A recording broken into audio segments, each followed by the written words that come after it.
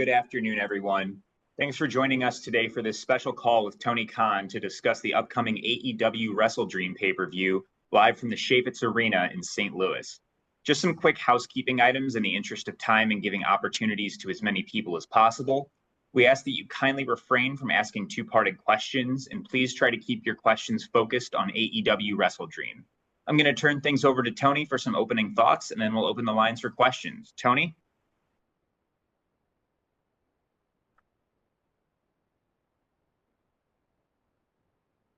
Hey, Tony, are you there? Hey, sorry, I was muted. Hey, everyone. Hey, thanks for joining us for the Wrestledream media call. I'm really excited to talk to you all. This is going to be a great event. I did not get. I think Danny, I was muted there for a second. Did you hear what I was saying at the start? No, you can start from the beginning. Okay, great. Hey, everybody. Very excited. Thanks, Danny. My sentiment as I was coming off the mute was, Danny, you being from St. Louis yourself, and a lot of our friends at Fleischman and working with AEWPR, we have a lot of friends and family there in St. Louis. So I'm really excited about this show. Thanks for joining us all today. I think this is going to be a tremendous event. And I'll try to get in as many of your questions as possible. And if there's anybody that I don't get to, hopefully I'll see you in St. Louis or on one of these calls in the future. But I'll try to keep it moving and get as many of your questions in as possible. Thank you. That sounds great, Tony. Appreciate it. We're going to kick things off with John Alba from the Takedown on SI, followed by Courtney Rice with Women's Wrestling Talk. John? Tony, you truly are a man of the people, not being able to hear yourself and starting the call muted. You're just like all of us now officially, so congrats. Well, I've been through enough of these. I think, to be fair, I have a perfect attendance record. It's true. That's a fair point. It's a fair point. Certainly so. You are someone who so traditionally have been stuck to the parameters of contracts, very specific with making sure that you're not dipping your toes into contracted talent or someone who might be under contract with someone else. The Andrade news is dominating the headlines today. It seems like he was probably set up for a match at Wrestledream. He's disappeared from TV. Wrestling Observer just reported a few minutes ago that TKO has 1 year non-competes in some of these contracts where a talent is let go for cause. What kind of comment can you share on Andrade's status with AEW and where the situation currently stands? Well, I would echo sentiments I had said at World's End 2023 when Andrade initially left a few years ago. And I would say that I have a ton of respect for Andrade El Idolo. I think he's an amazing wrestler. And I think that when he left in 2023, it was on a very high note. Just to reiterate everything I said at his departure a few years ago, and I still feel that way. And I think Andrade is a great wrestler, and I'm excited to see what's next for him. And I would leave it at that.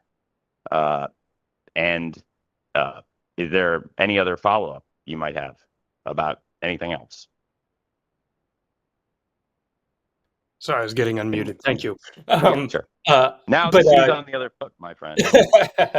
Well, no, but I mean, was Andrade under contract as you understood it, and were you aware of any potential non-compete at play here? Yeah, I would just echo the sentiments again. When Andrade had initially left in 2023, I have a ton of respect for him. And I'm saying as much as I can say about it, but I appreciate you asking, and I am excited to see what's next for Andrade. And again, this is somebody that I think is just an incredible wrestler. I really enjoyed working with in the past, and I'm excited to see what's next for him. Thank you for asking. Thank you, Tony. Courtney Rice with Women's Wrestling Talk is up next, followed by Bill Pritchard with WrestleZone. Courtney? Can you guys hear me? Yeah, hey. Oh, awesome. And also, so sending well wishes to you, Tony, because I know you have a busy weekend of traveling with St. Louis and London on Sunday for the Jaguars. My question is actually going to be focused on Jamie Hayter versus Tekla, because this is the first time since 2022 since we had 2 women one-on-one with nothing involving both championships. And this is actually a special treat given the fact Tekla and Jamie Hayter has building this up for months. And also there has been a little bit of concern on adding a lot more women's matches to the pay-per-view cards, because mostly it's been 1 match or 2 match in the last couple months. And my question to you is regarding Jamie Hayter and Tekla. Is it possible that we do see an increased presence of women's matches, specifically non-title matches, in the upcoming future pay-per-views later on this year, along with a possibility of a women's blood and guts match in November? Yeah, absolutely. Well, I'm very excited. I think it's very clear that we're heading towards a women's blood and guts match. The show has been announced, the challenge has been made, and I think we'll have to see who's left standing after the upcoming events with AEW Wrestledream this weekend. It's a stacked show. It starts with a tailgate brawl, which has become hopefully a new tradition for us. It's really a tremendous thing having that hour lead in on TNT and HBO Max to get people more interested, to show off AEW's top wrestlers and introduce some of our top stars, but also put on what is a great episode of Collision and with great fans. And the fans in St. Louis are going to be great for the whole night. And I'm very excited about really what I think will be start to finish a great event. And that is to say that I think the women and men in AEW are going to put on a great show. I think the women have been having a tremendous year, and I'm really proud of what the women's division in AEW has done in 2025. Of course, we're heading towards women's tag team championships. We've seen some great women's tag team and multi-person matches in recent weeks, including a few great matches this past week on Collision. It was great to see one of the original AEW women's tag teams, Ty Connie and Anna Jay, pick up a win. They both been out trying to tune up, taking on the very top singles wrestlers in AEW. And that includes former world champions, Timeless Toni Storm and Jamie Hayter. I'm very excited about the world championship match on this show, Chris Statlander versus Timeless Toni Storm. I think you asked me primarily about Tekla and Jamie Hayter, but I think you asked me a wider ranging question about a variety of women's matches and what's happening. And I think there's a lot of really cool things happening. I thought some of the women's matches and some of the mixed wrestling matches have been tremendous.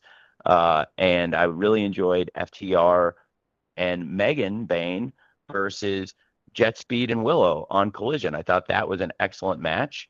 And with Harley Cameron getting involved in the aftermath and Harley having her nose broken by Megan Bain, I thought they had a great match last night on the show. And also, you asked me about Jamie Hayter and Tekla. I think Jamie Hayter and Tekla is a fascinating rivalry. Of course, earlier this year, Tekla arrived in AEW attacking Jamie Hayter. So as you mentioned, we've been building towards this match for a long time. Jamie Hayter was out injured, and Tekla has been dominant in AEW. She's never been pinned, and Tekla's taking on one of the greatest stars we've had in AEW, Jamie Hayter, who's having a great comeback year. It's been awesome having Jamie Hayter bounce back from injury and be back with us here in AEW.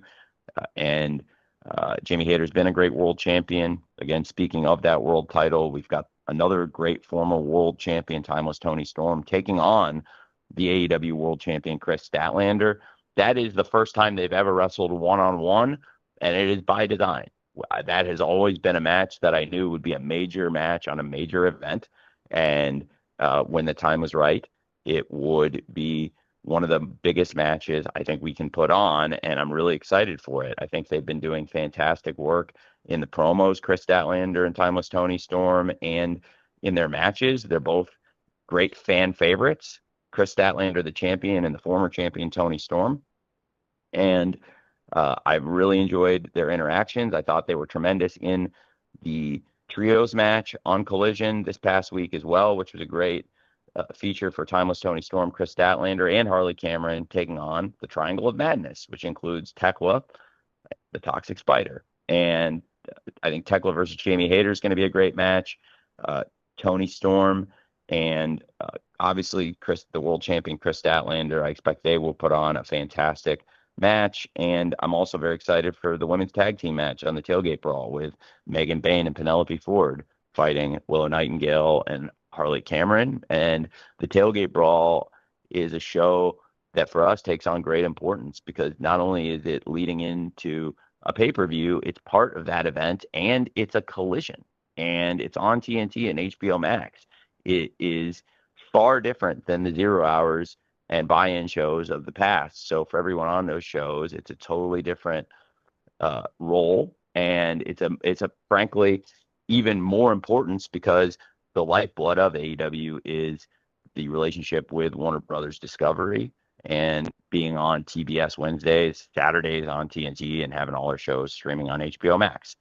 I think that the women and men on this show are going to absolutely put on a great pay-per-view, and it's going to be a great weekend for AEW, just like all of our pay-per-view weekends have been this year, and a really great streak of shows thanks to the women and men in AEW. And you asked about Blood and Guts.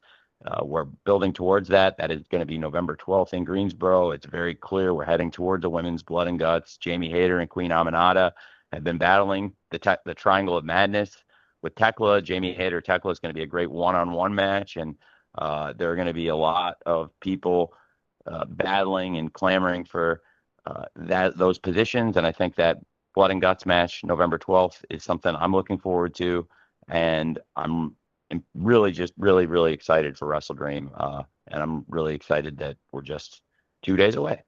Thanks for asking, and I appreciate your interest in all the wrestling, and thanks for asking about the women's wrestling. Thank you, Courtney, and thanks, Tony. Bill Pritchard with WrestleZone is up next, followed by Samantha Shipman with the Daily DDT. Bill?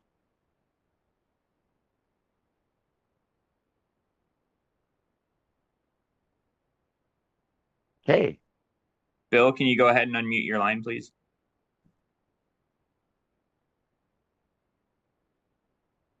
This is good. Okay. It's become a thing we're all in the mute club today, so it's good. We can come back to him maybe. Yeah. Let's come back to Bill. Or wait, Bill, are you there? Bill? Yes, I'm here. All right, we got you, Bill. Hey, Bill, we got you. All right, third time's the charm. So more sympathetic I could not be, Bill. More sympathetic I could not be. Hey, go ahead, buddy. So you obviously in years past talked about how Wrestledream was created in memory of Antonio Inoki. But this year, obviously, it moves to St. Louis. So I just was curious how you plan to honor his memory on this year's show, whether it's through video or talent, or, do you have anything you could share ahead of this weekend? Yeah, absolutely. Well, I'm very honored to have the new IWGP World Champion, Konosuke Takeshita, returning to America to compete on this show, teaming with one of the greatest legends in the history of New Japan Pro Wrestling, Kazuchika Okada, competing for the AEW World Tag Team Champions and fighting Brodito, the champions, Brody King, and the ROH World Champion Bandito. So many great champions in one huge match to have AEW's unified champion, the man who unified the Continental title and the International title, the man who I think is the greatest tournament wrestler of all time, and that is Kazuchika Okada, and to be teaming with the IWGP World Heavyweight Champion and knowing the unique dynamic between Okada and Takeshita that's developing. I think there's a lot of excitement on this show, but certainly some very notable ties. There's multiple IWGP World Champions competing on this show. A lot of people who I believe want to honor the legacy of the late, great Antonio Inoki. It was in his spirit that I first conceived this show, and absolutely will pay tribute to him. Also, as I understand, I hope she's able to make it.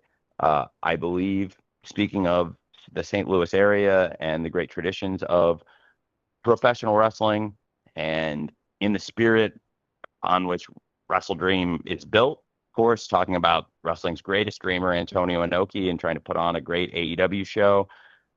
I do think that one of the greatest champions ever in wrestling, and certainly one of the great figures in St. Louis, is Lou Thesz. And I am honored that I believe the wife of the late, great Lou Thesz Mrs. Thez will be attending, and had some correspondence with Charlie Thez. I have so much respect for Lou Thesz's legacy. When I was really young, when Lou Thez had his book, which was called Hooker, about his life in pro wrestling, released in the mid 90s, I was like 12 years old, and I used to talk to Lou Thez on AOL a lot. And he was very, very insightful, and I learned a lot from talking to Lou Thez, of all people.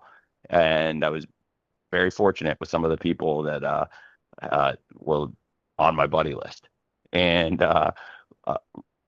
really, I think that is also in the great spirit of pro wrestling that we're trying to honor with this event. So St. Louis is a city with a great history of professional wrestling, and it includes so many of the most legendary names in the history of the sport.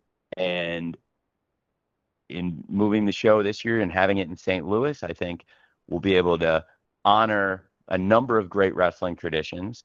And of course, like I've said in the past, so much of the success AEW's had has been in part due to the legacy built by Antonio Inoki, and I have great appreciation for him. And thanks for asking about him when it comes to Wrestledream this Saturday. Thank you, Tony. Samantha Shipman with the Daily DDT is up next, followed by Amy Nemedy with WrestleJoy. Samantha? Hi, Tony. Can you hear me? Yeah, hey. Great. Okay, just want to make sure. I know everybody's been having mic problems today, and I've not been immune to that in the past. So congratulations on the show this weekend. I'm really, really looking forward to it. And I kind of want to build off of what Courtney was talking about with there's been so much huge momentum with the women's division. I'm really enjoying the mixed tag matches and trios matches. I think those are a ton of fun. And so since we have all of this momentum building up for them, is this something that we can see that lead into a Women's Continental Classic next year or in the future? We'd have to see. I think we're doing a lot of great things, and we're finding a lot of awesome ways with the women and men in AEW to put on great shows. I thought it was a great 3-hour show last night, and I'm very excited for what's to come at Wrestledream this Saturday and coming out of Wrestledream. I think there's some really exciting things developing in the women's division of AEW right now, with the AEW, of course, all the great things at Wrestledream, but also the AEW Women's World Tag Team Championships coming soon to AEW, and more to be announced soon about that. And then the Women's Blood and Guts match, which we're building towards. And there's a lot of great anticipation for that. And then coming out of that, at some point, that I think would be a very interesting thing to try. So we'll keep working and having, I think, what has been the best year so far. And I think we're well on our way to making 2025 start to finish the very best year AEW's women have ever had. And I think start to finish the best year we've had.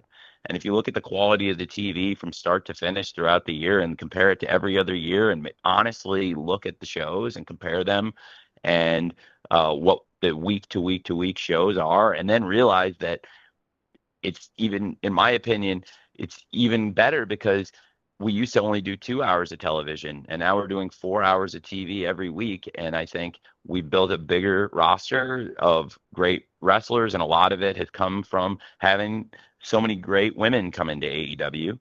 And the quality of the women's wrestling in AEW is absolutely the highest it's ever been right now. And I'm very excited about the matches at Wrestledream and the upcoming tag team tournament, Blood and Guts, and then we'll keep building from there, and that could be another great idea potentially in the future. Thank you. Thanks, Samantha, and thanks, Tony. Amy Nemedy with WrestleJoy is up next, followed by Dominic D'Angelo with Brass Ring Media. Amy? Hi, Tony. Can you hear me? Hey, yeah. Yep. Hi. So all of my questions about the women's division have already been asked, which is fantastic. So I'm going to switch gears here and talk to you about Jon Moxley and Darby Allin's I Quit match.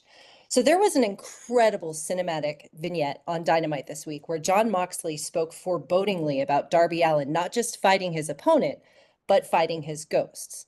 Interestingly, Mox and Darby have been interwoven together from the very beginning of AEW, fighting and tagging together since 2019. Back then, Jon Moxley talked about his ghost that he was fighting and related this to the kinship that he had with Darby Allin. At one point, he even begged Darby to know when to lay down, stay down, effectively knowing when to quit. Can you talk about their shared history over the time in AEW and how they've diverged so greatly over the last couple of years as we head into this I Quit match between them at WrestleDream? Yeah, I'm really glad you asked. I'm so excited for the I Quit match at WrestleDream. I think it's going to be absolutely fantastic. And it's a match I've wanted to see for a long time. And these two have been on a collision course for the I Quit match at WrestleDream ever since Darby Allin came back from Mount Everest and got involved at All In Texas. And I think even long before that, we were heading towards this when things got so violent between Darby Allin and the Death Riders at the end of last year.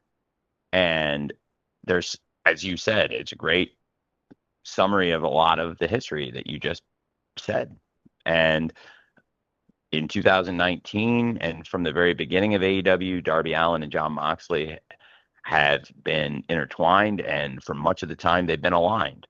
And at the start of AEW, they were two of the top fan favorites. When Darby Allin made his return after being injured by Sammy Guevara at the start of 2020, we hadn't seen Darby in weeks, and he returned in Atlanta to a massive reaction and helped Mox fight off the Inner Circle. And it has been a lot of great matches and a changing relationship. It was a friendship, I think.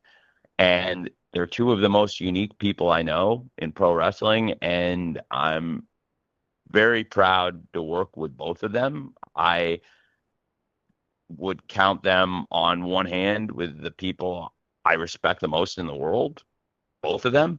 And to know how much they put into pro wrestling and the commitment they put into it and the mind they have for pro wrestling, in many ways they are, I think, similar, and yet the differences between them have never been more apparent than in the past year.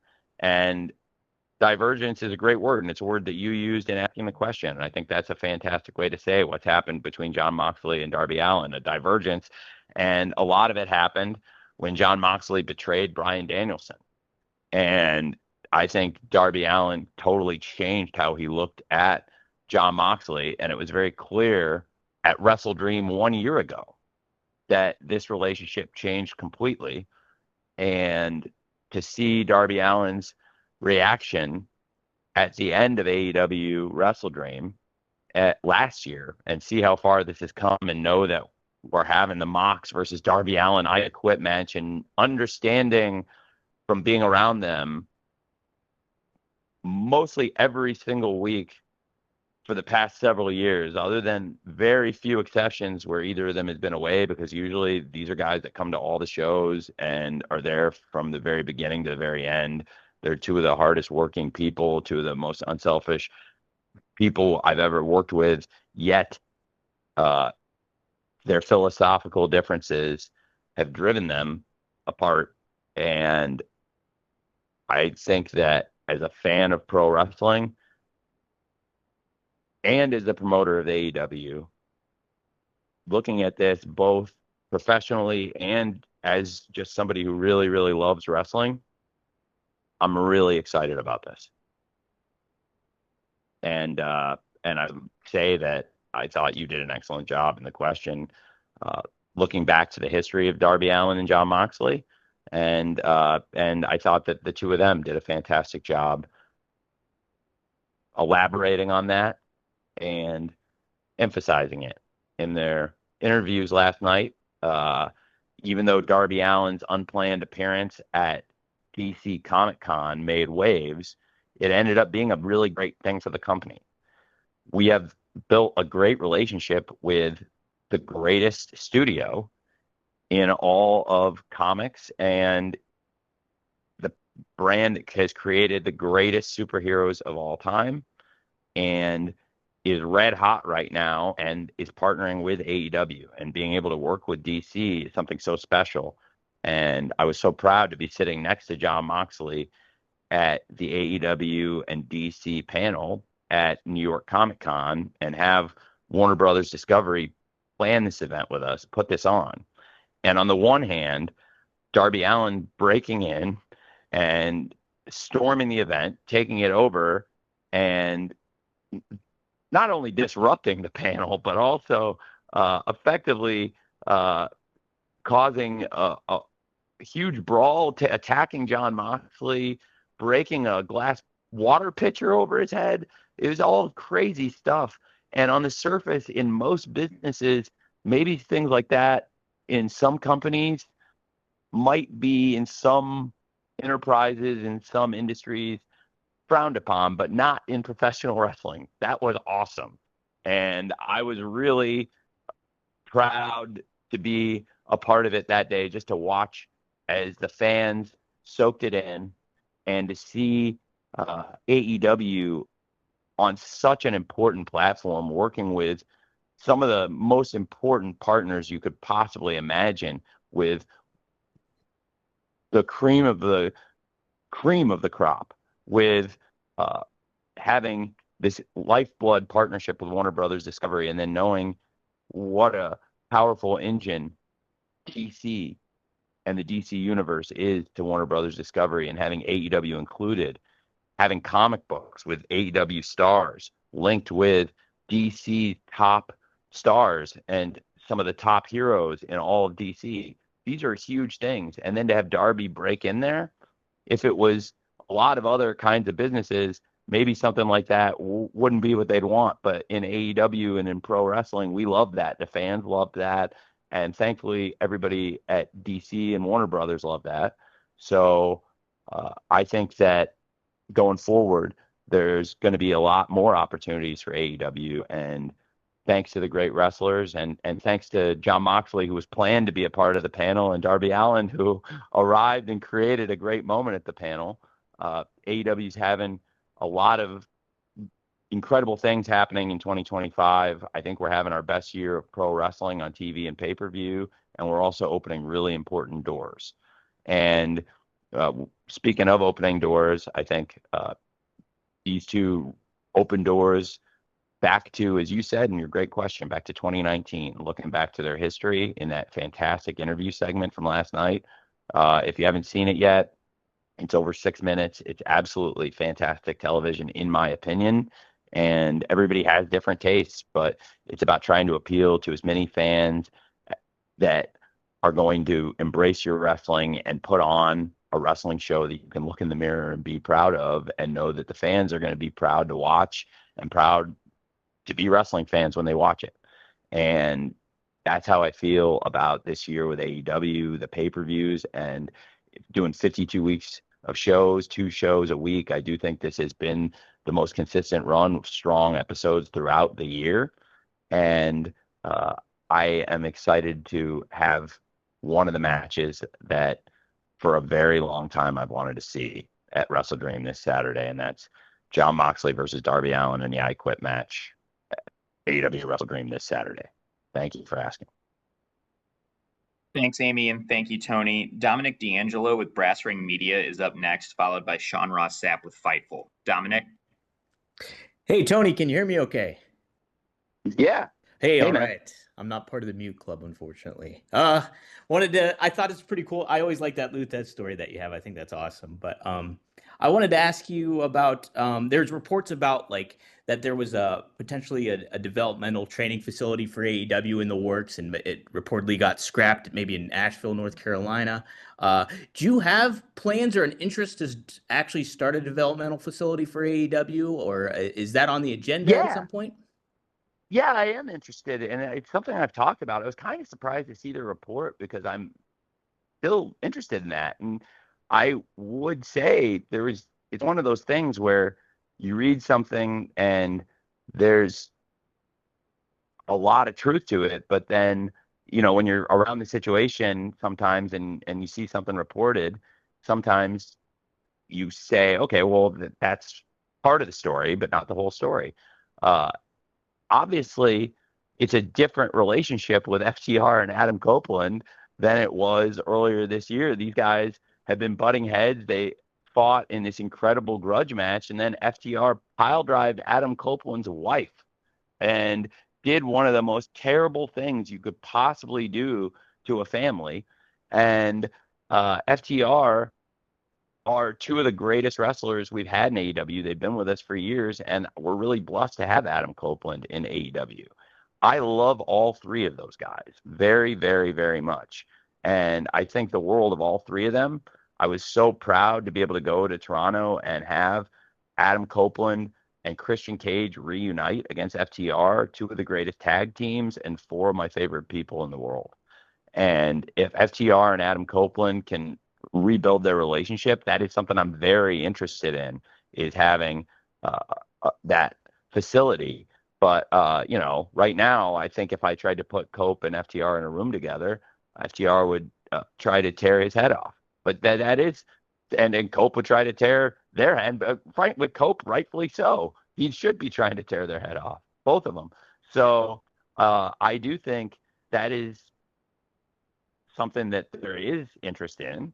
And I do think in the long term, the big picture, because we're all going to be doing this for a long time. Hopefully all of you are asking me questions several times a year for the next 20, 30, 40 years. And we all get to do this for a long time, I hope. And I really believe that Adam Copeland, Christian Cage, Dax Harwood, and Cash Wheeler, FTR, and Cope and Christian, all those guys are people that I want in AEW for a long time. And I hope that Adam Copeland and FTR can rebuild that relationship, because I am interested in that. And I think they would be absolutely fantastic mentors, and they are fantastic mentors to people, FTR, Cope, and Christian.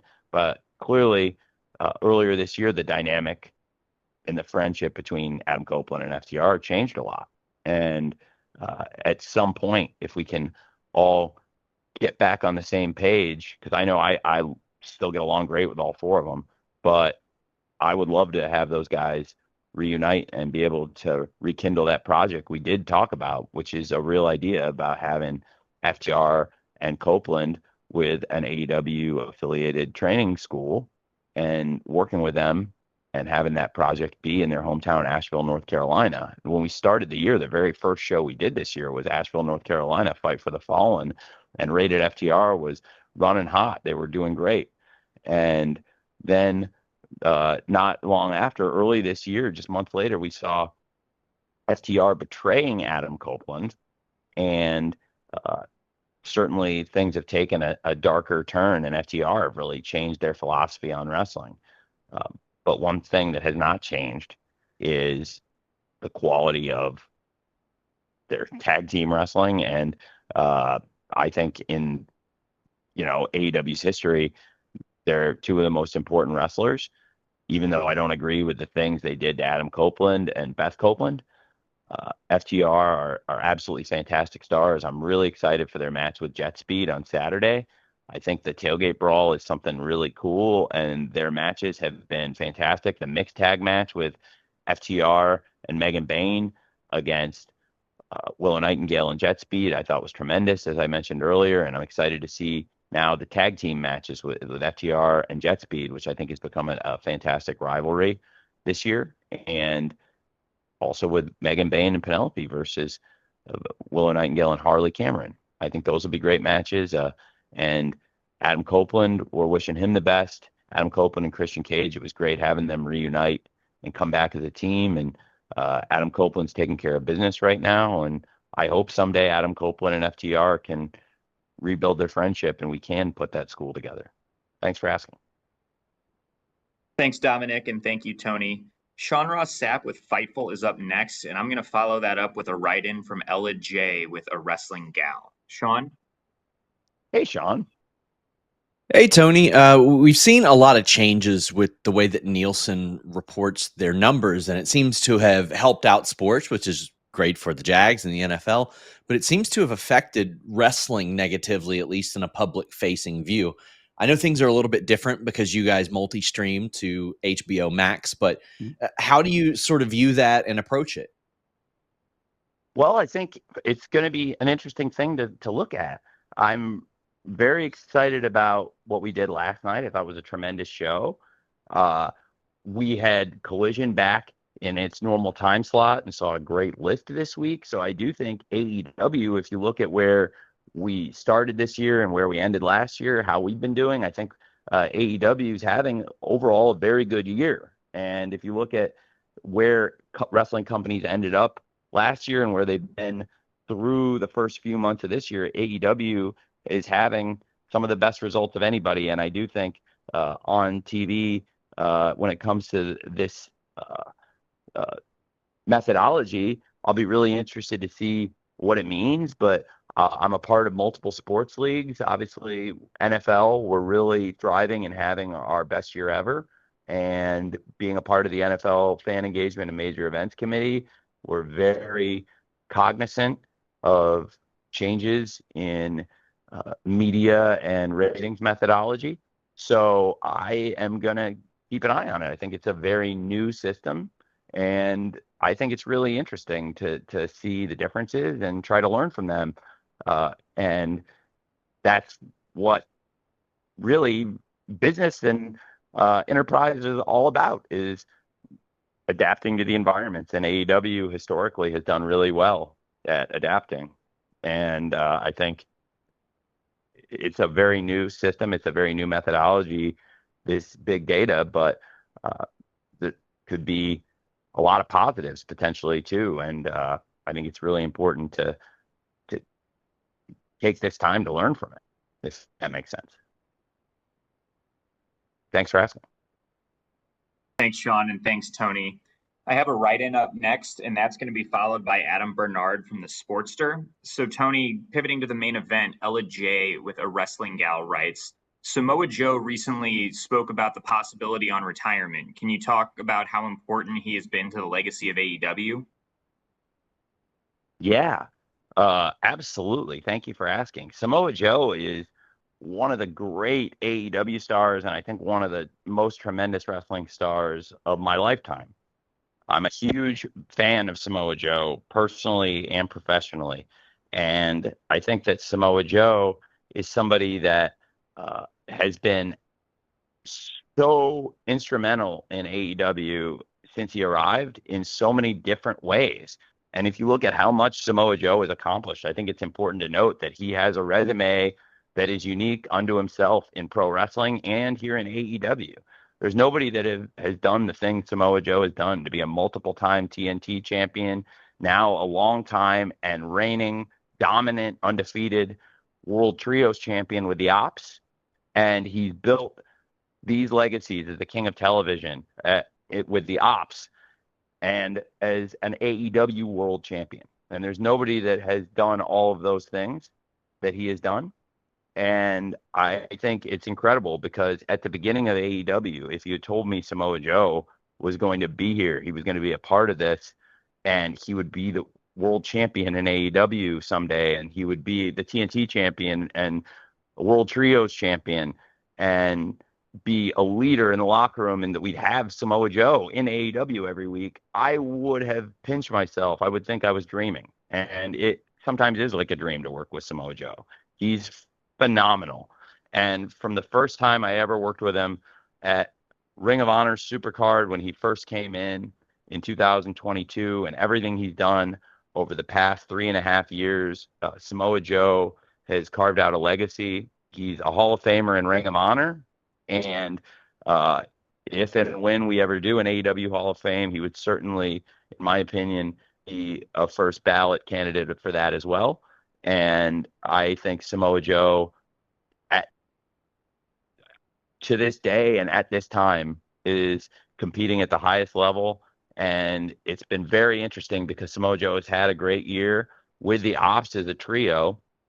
And there's been a fire in Samoa Joe's eyes in recent weeks that I have not seen in a long time in this particular way. And I think it's even, to be honest, beyond anything I've seen in terms of his commitment, both backstage and on screen. I know Samoa Joe is just absolutely locked in right now, and I'm really excited about Hangman versus Samoa Joe for the World Championship.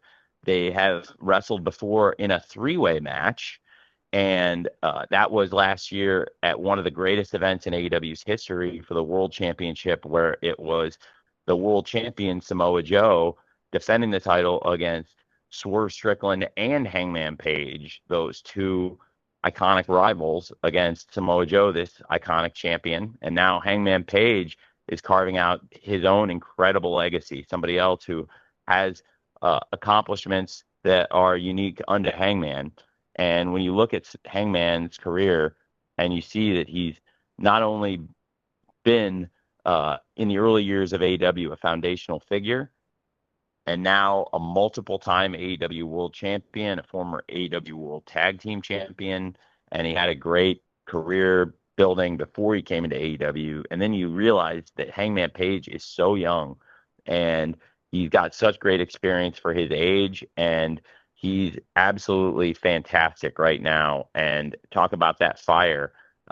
Hangman Page in 2025 has had a fire that we have never witnessed, in my opinion. He's been on another level, and since the year started, when he had that unhinged performance in Cincinnati against his friend Christopher Daniels in the Texas Death Match that effectively ended the wrestling career of Christopher Daniels, the Fallen Angel, Hangman Page has taken a turn, and I think he has always been one of the most fascinating people in AEW and one of the most compelling people. He regained his connection with the fans. He always had a powerful link with the fans, but he regained, I think, that fan favorite status, and it was cemented as the year went on, and it became clear that Hangman Page is a good guy. And I thought that as he entered the Owen Hart Foundation tournament and seeing the way he interacted with Will Ospreay and knowing how hard they both fought and how hard they both worked to make Double or Nothing a great show and to make the Owen final one of the best matches. It was incredible. Hangman Page then climbed the mountain at All In Texas. He did what nobody could do, beat Jon Moxley and freed the AEW World title.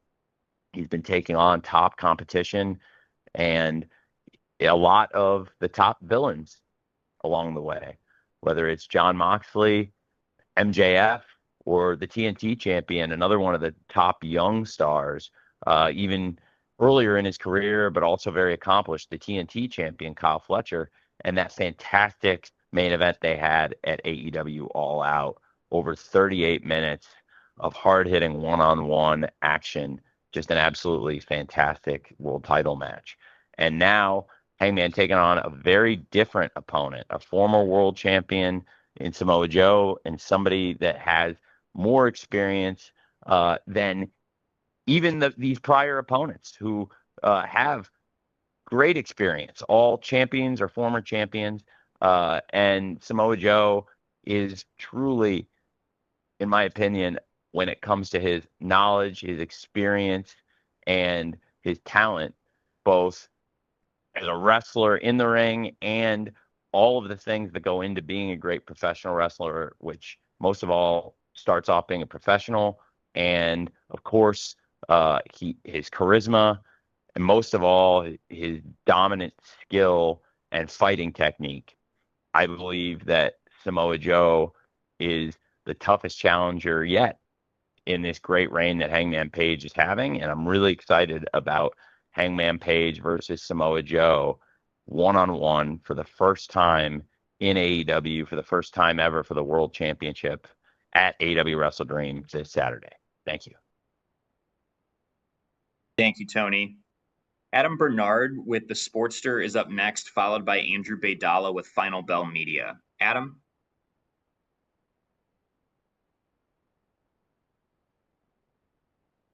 Adam, you have to unmute your line, please. Can you guys hear me? Yes. Yeah, I hear you now. Perfect. Sorry. It seems like everybody's having that problem. glad to be a part of the cool kids crowd there. So, hey, Tony, thank you. Today's if muting your phone is cool, consider me Miles Davis. I appreciate that you said that so much because that was going to be my follow-up. So thank you, Tony. I hope you're well, sir. Great to hear from you. I wanted to ask you about Kota Ibushi. Obviously, that injury that he suffered at Collision was very, very tremendously awful. How difficult was it to pivot from any plans that you had involving Ibushi moving forward? And also, I wanted to ask if there was any update on Swerve Strickland's injury recovery timetable and his return to AEW. Those are both great questions, and I will take them in that order. So you asked about Kota Ibushi first. That was devastating for many reasons. I am very excited and proud to have Kota Ibushi in AEW. And he came back this year, and in the summer, I was really excited to have Kota Ibushi versus Kazuchika Okada on Dynamite 300. And I thought this was such a phenomenal main event for Dynamite 300 because they both embody the spirit of pro wrestling that AEW is all about. Yet at the very beginning, they were untouchable for us, and it would have been unthinkable to have a match such as Kota Ibushi versus Kazuchika Okada, or specifically that match, Okada versus Ibushi. It would be unthinkable to have that match at the beginning of AEW. And they did so fantastic in every way. That was a fantastic 300th episode of Dynamite with a great crowd, and they did a great number in the main event, bringing the show up and bringing in new fans, bringing in a lot of women watching the show in the main event, and doubling a lot of the other segments in the show and women for Kota Ibushi versus Kazuchika Okada. And I've always been a fan for many, many years. For 15 years, I've been a fan of Kota Ibushi. I think when you talk about Kota Ibushi, you inevitably, when you talk about his career, very quickly you're also going to talk about his longtime tag team partner, his closest friend, the legendary Kenny Omega. Happy birthday to the great Kenny Omega. And I'm very, very sad to see Kota Ibushi not being able to wrestle and compete. Absolutely, Kota Ibushi was planned to wrestle on Wrestledream, and the injury was devastating and have had to make changes in recent days accordingly. But Kota Ibushi is absolutely somebody will be excited to have back in AEW if and when he's ready. And I'm very sad about his injury. Absolutely, I was excited for his return. We had gotten his new visa, and I was so excited to have Kota Ibushi back, and to have Kenny Omega and Kota Ibushi together in Daly's place and sit in the office with them was a dream come true. And we were having such a great day, and it was just really sad to have Kota Ibushi's injury happen, and I feel terrible for him. And of course, I feel bad for the great fans of Kota Ibushi who support him. And most of all, I feel terrible for Kota, who had to deal with this crazy injury. And we're all behind him, supporting him, wishing him the best. I went to see him in the hospital, and I really felt, to be honest, that he was in great spirits. And considering how much pain he had to be in and how huge of a setback this was to a legendary pro wrestler, one of the great wrestlers of this era, in my personal opinion, who was having an amazing comeback year and was somebody that I had earmarked to be a big part of AEW this year. And I wish Kota Ibushi could be a big part of AEW throughout the rest of 2025, but whenever he is able to return, which he says he wants to come back, then I'll be very, very happy to have Kota Ibushi back in AEW. And then speaking of our great wrestlers and some people that have been out injured, you asked me about former AEW World Champion Swerve Strickland. Swerve Strickland's somebody that we absolutely love here in AEW. He's accomplished so much and has been a part of some of the greatest matches, some of the greatest singles matches, and this year also one of the greatest tag team matches we've ever had, teaming with Will Ospreay versus the Young Bucks in a match that bore great consequence and still of which we feel the ramifications on AEW television to this day. And Swerve Strickland, as a former world champion, a former world tag team champion, one of the great AEW stars, is somebody that absolutely we're tracking his progress and eager to have him back. I definitely think Swerve will be back long before Kota Ibushi. Swerve was dealing with a serious injury, but not as long-term of an outlook. And Swerve, I think, hopefully can come back relatively soon.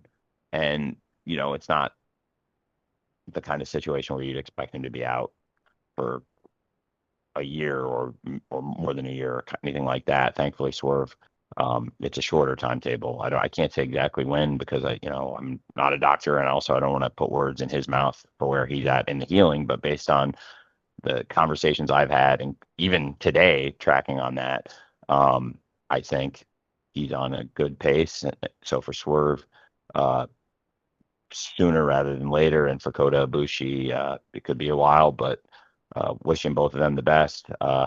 And I just saw Swerve, of course, at New York Comic Con with DC as part of that great partnership between AEW and DC Comics, and just saw Kota Ibushi under less pleasant circumstances going to visit him in the hospital. And I am very excited to have both those wrestlers back in AEW, and wishing them both the best. Swerve Strickland in his recovery from injury now, and also Kota Ibushi with a long-term outlook and a very positive mindset that Kota Ibushi has. Thanks for asking about both those great wrestlers. Thanks, Adam, and thank you, Tony. We got time for just a couple more questions here. So next up is Andrew Baydala with Final Bell Media, followed by Jason Powell with ProWrestling.net. Andrew? Tony, can you hear me? Yeah. Hey, Drew. Hey, Tony. I wanted to ask about Wrestledream, obviously, and the build leading up to it. Given the injuries and outside obligations with some of your biggest and brightest stars, do you see this event as particularly being challenging for you to put together, given the high reputation that AEW has for delivering on pay-per-view? Thank you. It's going to be a great, great pay-per-view. I'm really excited for the show. I have undeniably changed things. And I would be the first to say that I would expect this to be an excellent, excellent show. And AEW's delivered great pay-per-views throughout the year. I think this is going to be an absolutely fantastic pay-per-view. And we're having a great year, I really believe, of TV and pay-per-views. And I am going to make some changes, and I'm going to try some things. And I'm really excited about what's to come the rest of the year. We're having a great year. And when you look at 52 weeks of wrestling and all the great events that AEW's put on throughout the year, all the great pay-per-views, and even earlier in the year with great shows, I really enjoyed Maximum Carnage, and I thought Grand Slam Australia is the best episode of Collision that we've ever done. And then several other great shows. I thought also one of the best Collision episodes ever, certainly that did not involve Continental Classic matches, and outside of Grand Slam Australia was in Philadelphia with a phenomenal show that started with Jon Moxley versus Daniel Garcia and culminated in Mark Briscoe versus Konosuke Takeshita, with MJF appearing the day after his wedding and skipping his honeymoon to set back Mark Briscoe's career. And I am really, really excited about AEW Wrestledream. I think it's going to be a fantastic, fantastic show. Of course, as I was just talking about, there are some changes. I've answered some questions related to some things that I'm going to do differently. I just got asked about Kota Ibushi. Absolutely. I was really eager to have Kota Ibushi participating in AEW Wrestledream. When you talk about the great legacy of wrestling in Japan and the great stars from Japan, you have to talk about Kota Ibushi, in my opinion. And he is somebody that absolutely, whenever he's ready, we want him back in AEW. And, that was a more recent thing. And then we've had some other injuries and changes along the way. Yet I think this is going to be much like AEW when we adapt and make changes. We have a great track record, and there's a lot of great wrestling left this year. I'm really excited for the remaining pay-per-views, and I think it all is happening this Saturday at AEW Wrestledream, and it is going to set the stage for what is going to be a great final quarter to what I think has been start to finish, in my opinion, our best year of AEW 2025. Thanks for asking, Drew, and I'm really excited for the show this Saturday. Thank you, Andrew, and thanks, Tony. We're going to wrap things up with Jason Powell from ProWrestling.net. Jason?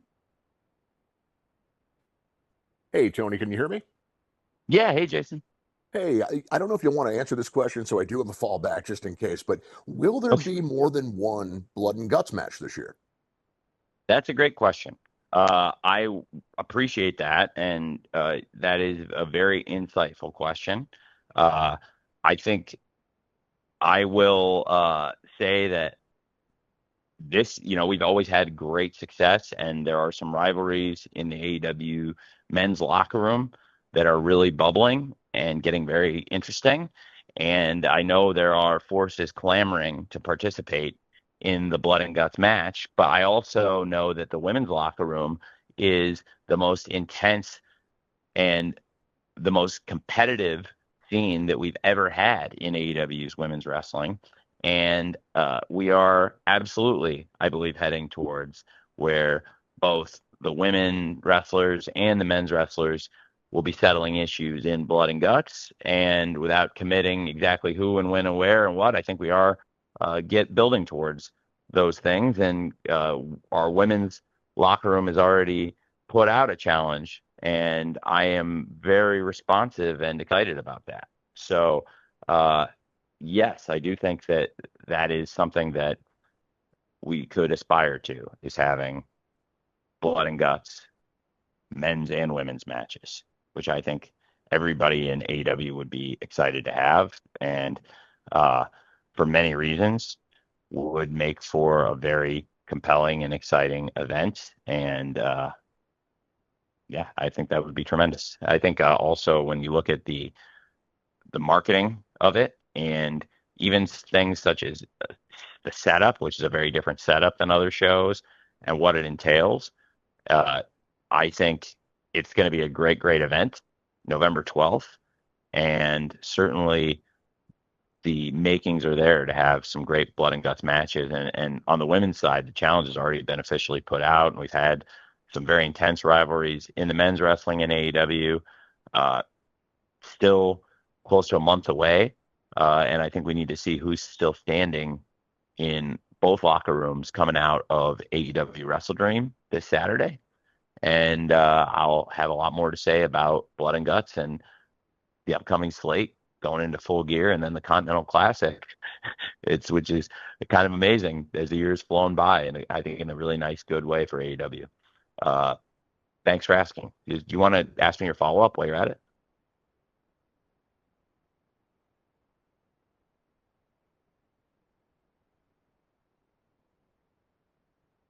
Oh, you punted Jason.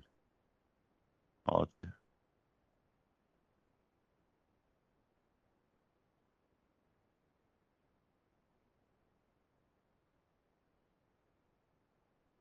All right, I am back. Hey, Jason, you said, well, I tried to give as good of an answer as I could with, a lot still to coming out of this pay-per-view. And, being, like I said, close to a month away and having a big milestone event this weekend. And I think some of these things will be a lot more clear in the coming weeks on television. But I thought it was a good question, so I tried to say as much as I could there. You said you had a follow-up? Yeah, basically, I just wanted to know if you've noticed differences in Adam Page during his second run as world champion compared to the first. Like, the first thing I see is he just seems more confident this time around. Yeah, I agree with that. I definitely think, and I think as a professional wrestler, I think he's wrestling with a greater confidence, carrying himself with a greater confidence. He seems much happier and fulfilled, which, from now spending several years as a parent and building this beautiful family that Hangman has built, I think that goes a really long way. And to hear how natural he was on commentary, and then last week, verbally jousting with the legendary Samoa Joe and holding his own Hangman at Title Tuesday, I thought he's just been tremendous, and it goes back a long way. And I think we were starting to see a shift in Hangman last year as he became more violent and started to find himself capable of doing things he didn't believe he could do. And then when he saw what his actions led to, with Christopher Daniels having to step away and retire from wrestling, I think Hangman realized his own strength, realized what he was capable of, and harnessed it. And this is somebody who fights for his family, fights for what he believes in. And I have a lot of respect for Hangman Page. I do think he is a more confident and continuously evolving professional wrestler who has gotten better and better and is a fantastic AEW World Champion in 2025 and was a great champion for us 3 years ago, but absolutely I think has come a really long way and grown as a professional, which he was always a great professional, but he's gotten more experience than just like good young players in sports. You see them with a lot of promise and they're young star players, and then they become even better and they evolve. And pro wrestling is a sport, and Hangman Page is a great world champion in one of the most unique, hard-hitting sports and the only sport that goes year-round with no breaks. And Hangman Page is, in my opinion, a great representative of AEW and somebody that has continued to get better and better and worked so hard to lead AEW as our AEW World Champion. Thanks for asking. Thank you so much, Tony. We are at the end of our time. Is there anything that you'd like to close out with before we wrap up here? Hey, thanks, Danny. Yeah, I hope I got to answer most of your questions. I know I probably didn't get to everybody. Hopefully a lot of you will be in St. Louis, and I'll try to stay as late as I can and answer all the questions after Wrestledream. I'll be doing some media appearances in St. Louis, so maybe I'll even see some of you there tomorrow and leading into Wrestledream. And if I don't get a chance to talk to you after Wrestledream, and if I didn't get a chance to talk to you today, or if I did get a chance to talk to you today, I just really wanted to thank you all for being here. I really appreciate it. Pro wrestling has the most loyal fans in the world who support the wrestling shows year round, and you have very unique jobs. Unlike people who cover every other sport in the world, you're the only ones who do it year round, 52 weeks a year with no breaks. And I have so much respect for that. Thank you for covering AEW. Many of you have been covering us since 2019 when we first started and have been talking about AEW and giving us your thoughts and reviewing AEW or giving news or feedback or just talking about AEW for a lot of the past 6 years. And I really appreciate it. Thanks for being here today. And if I didn't get a chance to answer your question, hopefully I'll get it on the next one. And I really appreciate you all. And I hope you all enjoy Wrestledream this Saturday. And hopefully we'll enjoy the tailgate brawl before Wrestledream kicks off. And then hope to see some of you in the scrum afterwards. Thanks for doing this. And I hope that you all have a great rest of your night. And hopefully see you all soon. Thank you.